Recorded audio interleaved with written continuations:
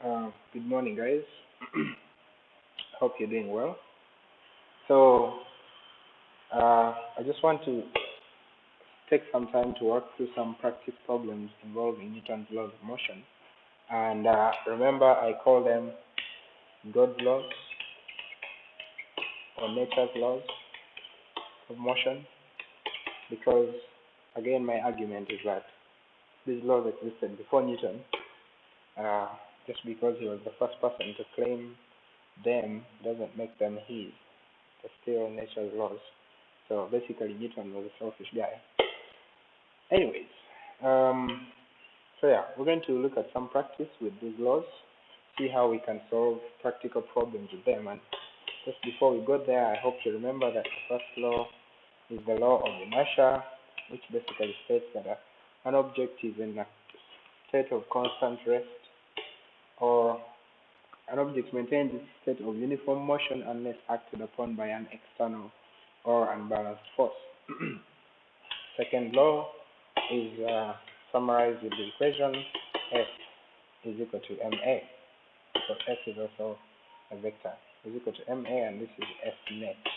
This is very important. The F net is equal to ma. And the third law is, as you found yesterday from the videos that you watched, that action and reaction are equal and opposite. So that's the third law: action and reaction equal and opposite. Now this, I should add, in a closed system, action and reaction are equal and opposite. If you consider the system of the ball hitting a wall, and then obviously it will bounce back, the system is of the ball. The action and reaction of the ball are equal and opposite. But if you're considering other things, maybe this wall is on a moving bus, then somebody might say, well, blah, blah, blah, blah, but it's important that we consider the system. We're going to see how this works out in some examples that we'll look at. Our first example is this professor who is pushing down our equipment, 7 kilograms for the equipment. Our mass is 65 kilograms, the cart is 12, the equipment is 7. So if we want to calculate the acceleration produced when the professor exerts a backward force of 150 on the floor, all the forces opposing motion are 24 newtons, so that's some important information. But before we even start working on this question, we need to be careful to specify our system of interest.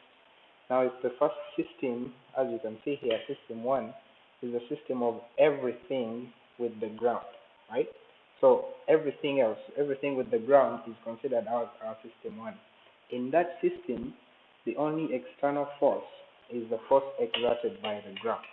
That's the only external force in that system. However, if we consider system 2, which is the system of the equipment that she's pushing, the cart and the equipment that she's pushing, then this that force does not act on that system.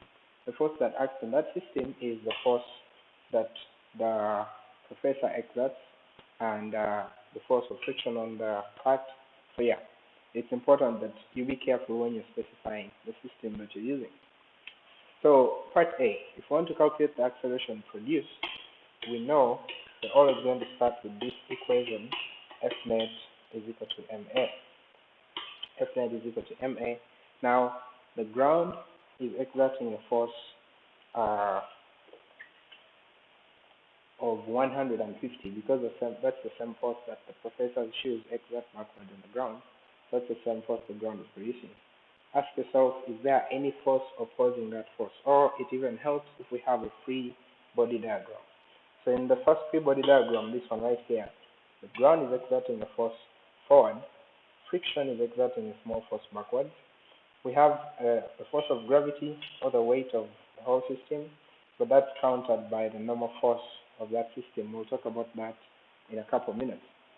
So the net force is really only a horizontal force because vertically you don't have any motion, so therefore the vertical net force is 0 because you don't have motion. So net force is ma. My net force is going to be 150 newtons minus 25 newtons is equal to mass of the system, which is the 65 for the professor, the 12 for the cat, and the 7 for the equipment, because this whole system is going to accelerate at whatever value that we're going to get. So that will be the total mass of the system, 6.5 plus 12 plus 7 times acceleration.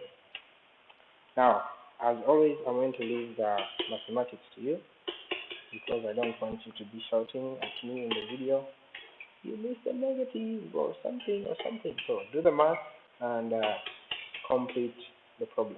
6 plus 12 plus 7. That's going to be the acceleration from part A. Part B asks us to find the force the professor exerts on the cat. Now we're interested in this force right here. Force the professor exerts on the cat. Take out this so I can write it better. So this force that she exerts on the cat, that's what we're interested in. Now, remember the whole system accelerates at the same rate. But even for the system of the cat and the equipment, this equation applies. F net is equal to mass times acceleration. Fortunately for us, we already have the acceleration. We have the mass of the cat and the equipment in the cat, but we don't know what the net force is, because we're interested in the force that the professor exerts on the cat. So the net force is going to be, this is the forward force the professor is exerting. This is the force that is opposing that motion. So that forward force that the professor is exerting minus the force opposing the motion, which is 24, I think, yes, 24 newtons, is equal to the mass of the cat and the equipment, which is 12 plus 7, times the value of acceleration that you have got from here, times the value of acceleration. So that way, the only unknown you have is F, and you can use this equation to find the value of F. So I hope that makes sense. If you have any questions, please send me a comment. And if I'm taking long to respond to your comment, if I'm taking more than 30 minutes to respond to your comment, send an email. Alright, so normal force, let's talk about this a little bit. Every object, basically, a lot of objects experience normal forces. Almost all the time, if you have an object resting on a surface, it's experiencing a normal force. Objects are pulled to the ground due to the force of gravity. The force of gravity is pulling objects towards the ground always, because the Earth is a much heavier object than all of the other objects on the surface of the Earth. So its gravity pull is huge.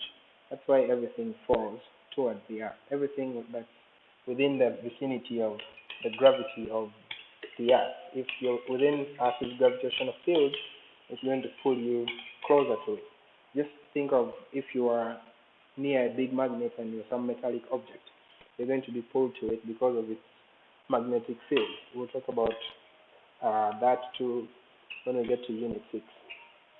But objects are always drawn towards the Earth or pulled towards the Earth. But if you have an object that's resting on a surface, and because it's resting on a surface, the object is not falling anymore. So you might be thinking, well, Earth is not pulling it anymore because it's resting on this surface. Well, no, Earth is still pulling it, but this surface is providing an equal but opposite force. This is when Newton's third law comes in.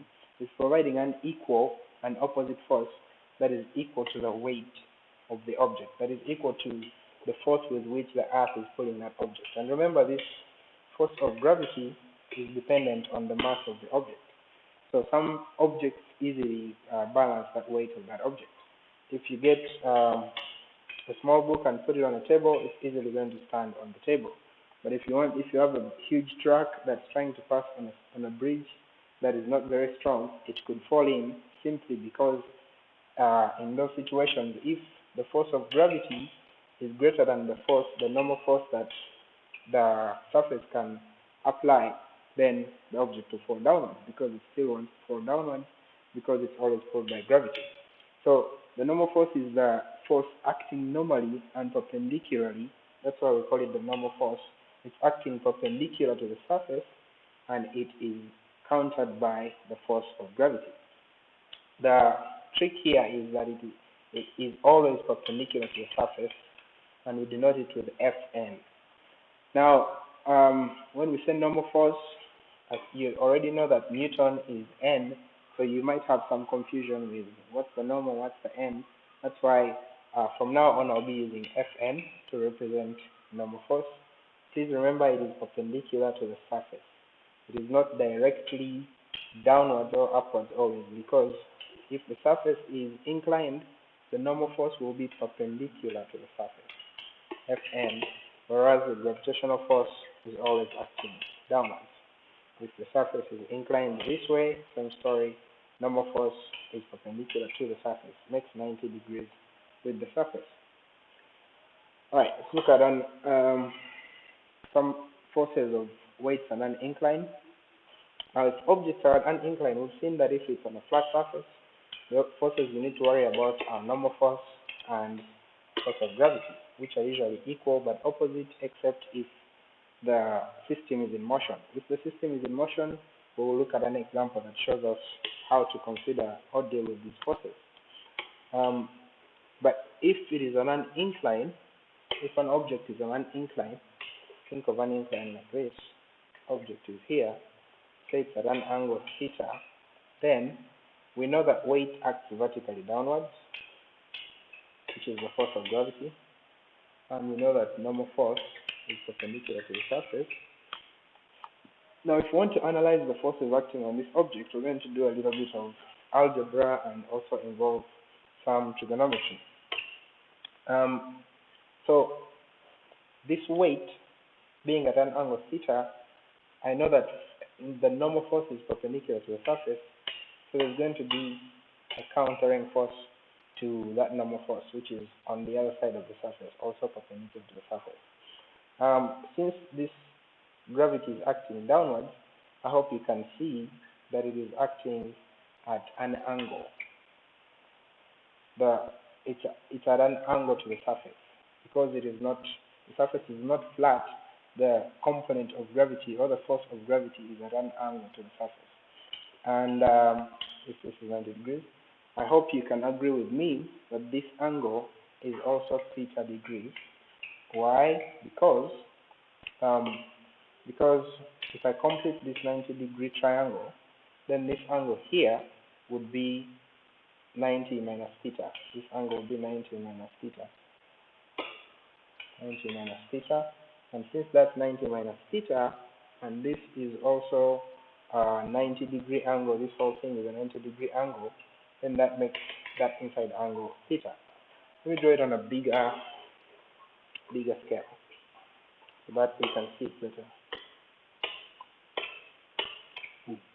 Alright, so big scale, big object, gravity, normal force,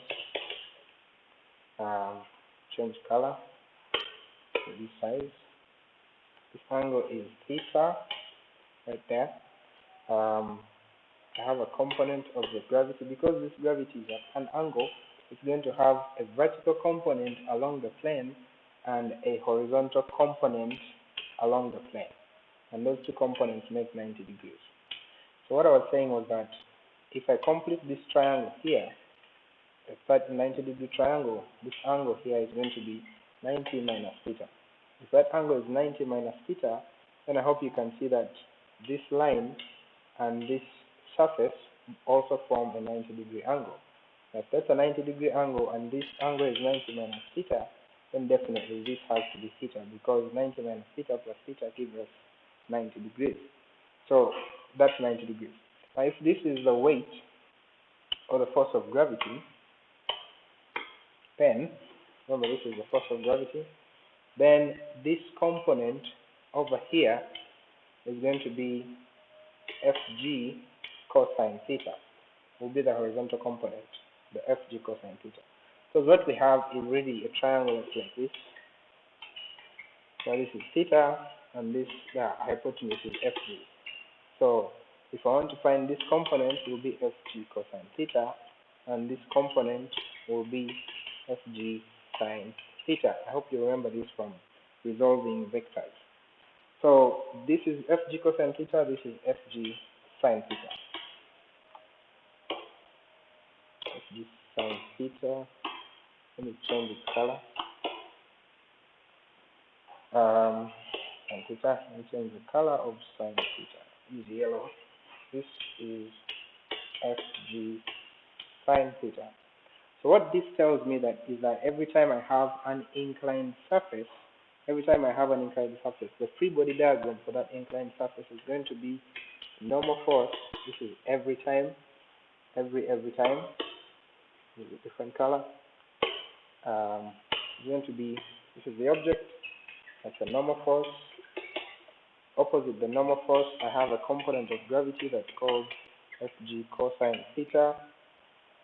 Straight down, I have gravity itself, and along the plane, I have a component of gravity that's called Fg sine of theta. Now I hope you can see that this component of gravity is the same as the component that will be here because they are parallel, so they're the same. That's why I'm putting that one up here at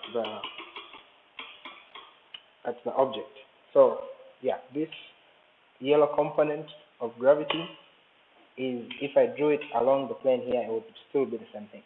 The meaning of that though is that the force responsible for moving this object down the incline is this component of gravity.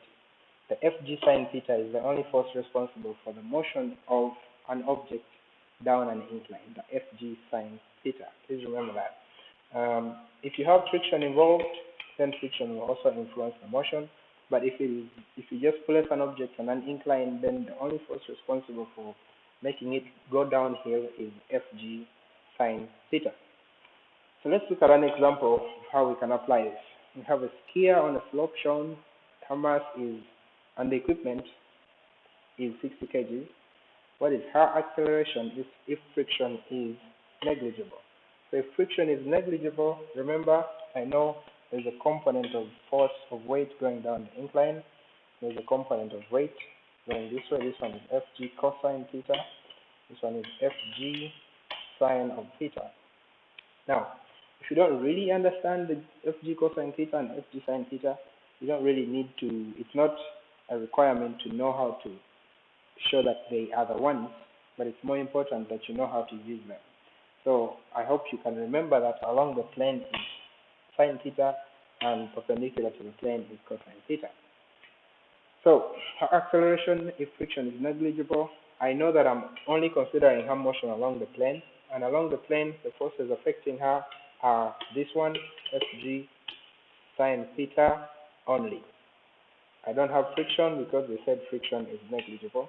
So in that case, F net is equal to MA is going to look like F net, the only force responsible is Fg sine theta is equal to mass times acceleration. Do I know the F? I mean the Fg, yes, that is mass times gravity, sine of 25. This is the angle 25, yeah. Her mass times acceleration. Now, something here else to note is that as soon as I write that equation, you can see that I have m on both sides. So I only end up with g sine theta, which is 25, equals acceleration. Oh, let me take the 25 out just to show you something. G sine theta is equal to acceleration. The only thing that influences the acceleration of this object down the incline, I hope you can see from this equation, this is a constant because we all know that gravity is 9.8 meters per second everywhere. So the only thing affecting the motion of the object down the incline is the angle.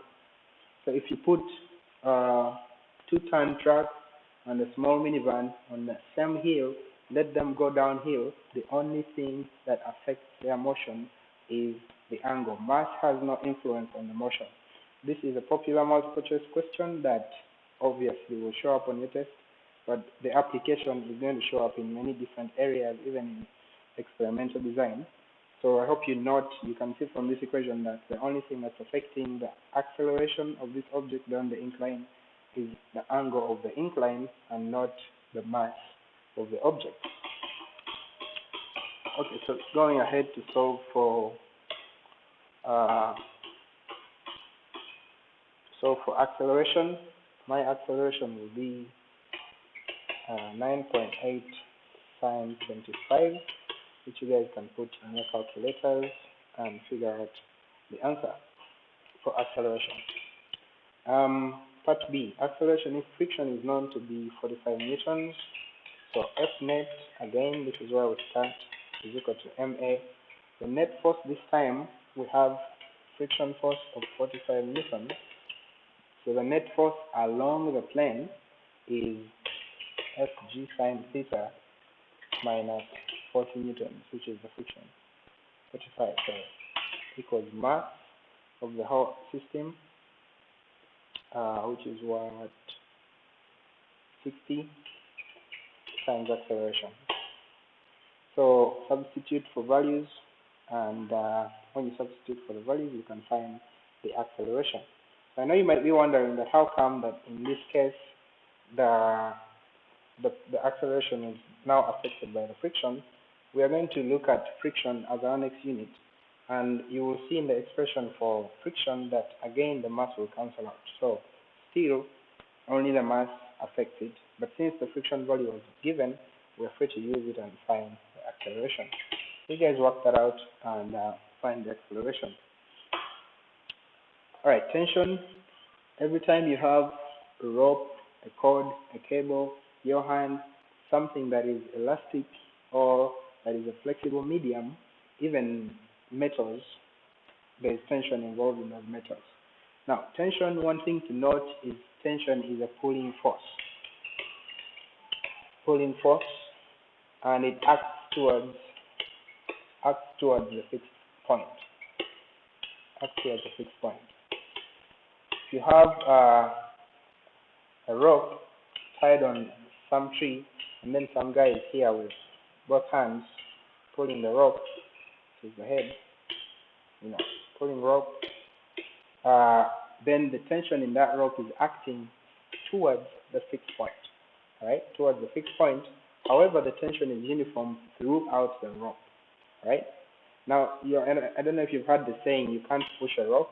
That's very true. You cannot exert tension on a rope by pushing it. That's not going to do anything. You won't have any tension in the rope. But if you stretch it out so that it's taut, then you are exerting tension on the rope. And tension is always towards the fixed point, and it's the same. It is uniform throughout the rope. So if I am able to find tension at one point of the rope, then I know the tension throughout the entire rope. The common question that messes with students' minds about this is, if you have a tug of war, you have guys this side, you have guys that side, they're all, pulling this rope,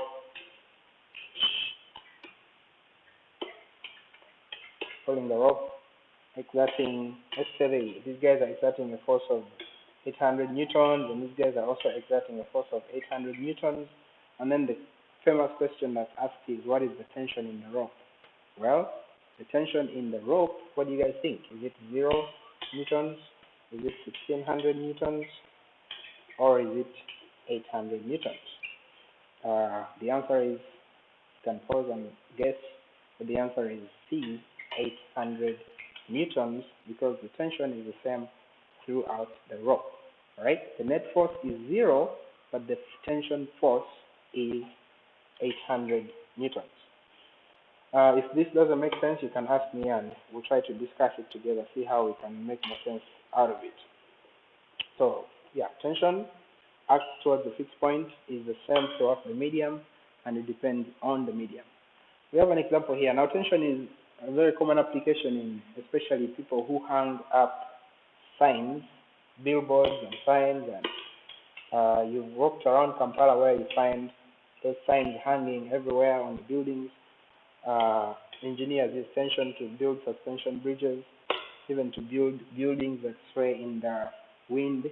So many different applications. But here's one example of a traffic light. that has a mass of 15 kgs, so it has a force of gravity going downwards, and its force of gravity is 15 times 9.8.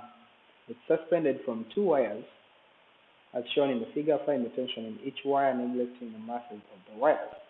Now, this is a classic or nice physics problem. In the fact that we can consider two different aspects of this object. First of all, we know that it is at equilibrium, or that we can see that it's equilibrium because it is suspended, so it's not going anywhere. So acceleration is 0, it's at rest. If we want to find the tension in each wire, if the object is at rest, what we know is that the net force acting on that object is equal to 0. This is Newton's first law. If the net force is 0, I'm going to consider all the forces acting upwards and all the forces acting downwards. If I look at it, this tension force has a component downwards, and it also has a component xy. This tension force has a component downwards, also has a component xy. Now those downward components could also be drawn as upward components, right? Because remember, this object is not moving. So I'm going to consider those components to be upward. And again, going back to the point of tension is acting towards a fixed point. So from the perspective of the traffic light, it's acting that way. From the perspective of this point here where it's tied, it's acting that way. So vertically, let me first look at all the vertical forces, the sum of forces in the vertical direction. Since the net force is 0, all the forces upward have to equal all the forces downward, such that their difference is 0. So upward, this tension force has a vertical component of T sine theta. I hope you can see this, because I would resolve it around 45 degrees and then get its vertical component as T2 sine 45. Okay. Do I have any other vertical force acting on this object? Yes. T1 sine 30, because it's going upwards. T1 sine 30. And do I have any other vertical force? No. But do I have any other vertically upward force? No. But vertically downward force? Yes. And that is the weight. So both of these forces are equal to the weight of the object, which is mass times gravity, which is 15 times 9.8. Now, the only unknowns you have here are T2 and T1. Then if I look at the xy forces, I have this component, T1 cos 30, going to the right, so it's positive. And then I have T2 cos 45 going to the left, so it's negative, but their sum would equal 0. So I can just say that these components are equal, because it's not moving. That's equal to T2 cosine 45. Now, I can make one of these the subject, because I can say T1 is T2 cosine 45 divided by cos 30. And after I've made T1 the subject, I can come to this equation and substitute for T1.